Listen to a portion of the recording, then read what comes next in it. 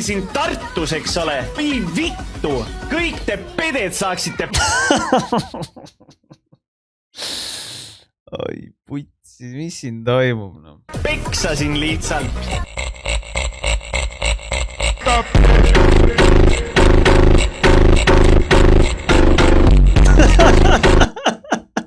See on kõige sitasem edit, mida ma näinud olen. Ja Tartu Eesti pede pealinn pole no see on true, no. See on true too. See on true. See on actually true take, no.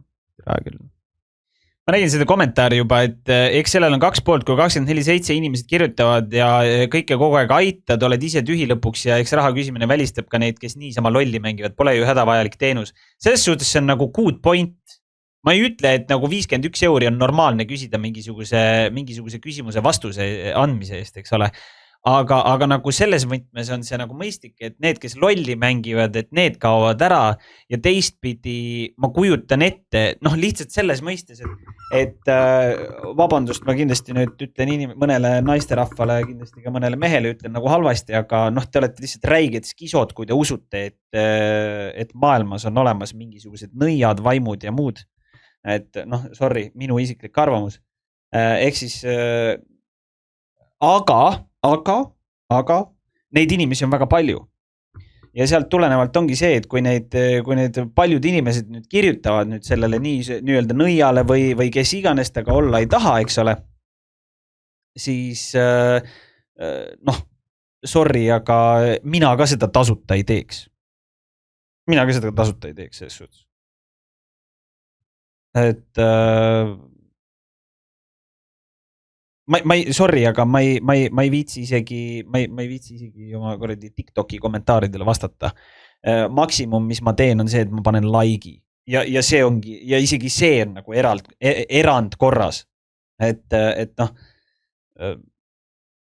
kui keegi mulle maksaks selle eest 50 € näiteks, et ma ta kommentaarile vastaks, siis no, härrased. No, teeme ära.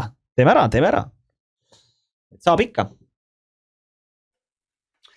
Ja. Aga jah, ma saan sellest võtmest aru, et kindlasti on väga palju inimesi, kes vajavad abi ja kelle, noh, kes arvavadki, et see ongi nüüd see hetk või see võimalus abi saada, ja see 50 € on nende kukurust ongi nagu kiire minema, et kas see nüüd on hea või halb, õige või vale, ma ei tea, ma arvan, et mina ei ole õige inimene seda otsustada. Ma ei tea, ma ei ole Luigega väga pikalt suhelnud, aga mingi aeg peale seda, kui oli see parimast parima see, ma ei tea, kuidas ma nüüd ütlen, see üritus on ju. Siis peale seda oli Luik ja Einar Kuusk olid kuskil teinud mingi TikTok laivi koos ja siis nad olid rääkinud sellest, et ma kavatsen nagu kohaliku omavalitsuse valimistel nagu kandideerida ja et põhimõtteliselt nad rääkisid palju edu mulle ja põhimõtteliselt ma isegi imestasin, et nii Luik kui Einar nagu elasid mulle seal kaasa. Ma olin nagu actually, ma ütlen ausalt, ma olin isegi üllatunud. Ja siis keegi kommentaariumis oli kirjutanud, et miks sa toetad, oli Luigele kirjutanud, et miks sa toetad Istot, Isto vihkab naisi. Ja selle peale oli Luik lugenud seda kommentaari ja öelnud, et ei, ta ei vihka naisi, vaid ta vihkab litse. Ja peale seda see naine rohkem enam sõna ei võtnud. Et noh, ju siis ta teadis oma kohta. Et lihtsalt siuke väike, kõrvale kalle üldisest teemast. Mehed on rääkinud. Mis summaga juhtus?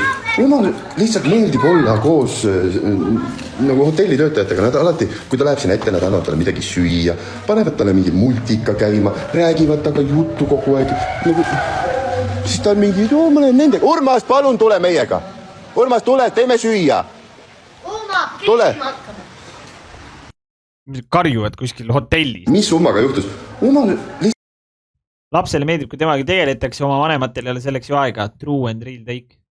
Ise ka tunnistab, et lapsele meeldib rohkem olla hotellitöötajatega, kes tegelevad lapsega. Need laisad vanemad oskavad ainult moktölakil ekraani passida ja ülekandeid oodata, kerjused olla. True take, actually true take. Kogu aeg süüa, ise on jämedad nagu elevandid. Nad olid 3-4 tundi laivis ja terve aeg laps oli ekraani taga ja just eile Hanna rääkis, et on päiksekreemide ja ekraanide vastane.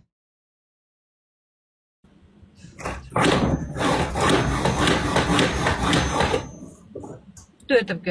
Taagi tööta praegu, see ei tööta praegu, ma ei hakka praegu midagi lõikama, mõõdan praegu.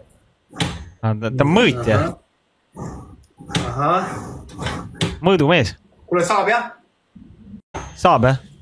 Ahah. Ma ei taha. Mees mõõts ära nüüd. Väga hea. Nii, mis järgmiseks? Peale mõõtmist siis. Mis järgmisena? Vahepeal vaatad teda ja saad aru, et Uips oli kuidagi asjalikum, tehnilist taipu oli rohkem. Kuule, see on küll õige tähelepanek. Like.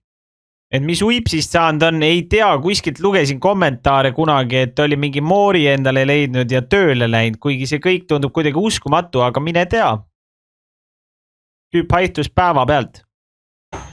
Ta ei lõika, ta mõõdab, aru saadav, ole nüüd. Ega ta mingi loll ei ole. Ta ainult mõõdab, näed ju, niimoodi mõõdetakse. kuidas kasvajaga läheb? Ikka siin, põletik ikka lõualuus sees. Olen juba peaaegu, et 2 nädalat võtnud antibiootikume ja siiamaani põletik alla nagu täiesti ära kadunud ei ole. Nii Eesti arst kui Vietnami arst mõlemad ütlesid mulle, et ma pean minema kirurgi juurde ja lõigatakse umbes nii suur tükk lõualuus siit kohast ära ja asendatakse kuskilt kas puusa või mingi muu luuosaga siit lõuast. Et ei ole paremaks läinud. Huvitav, enne oli nagu teisel pool oli nagu enne tal see süst või mis iganes põletik või asi. Tillu küsib, kas Hanna... Enne oli nagu teisel pool, see vist tal muutub iga päev. Agar __ just subscribed 17 kuuded. Agar, aitäh sulle 17 kuud. Haip!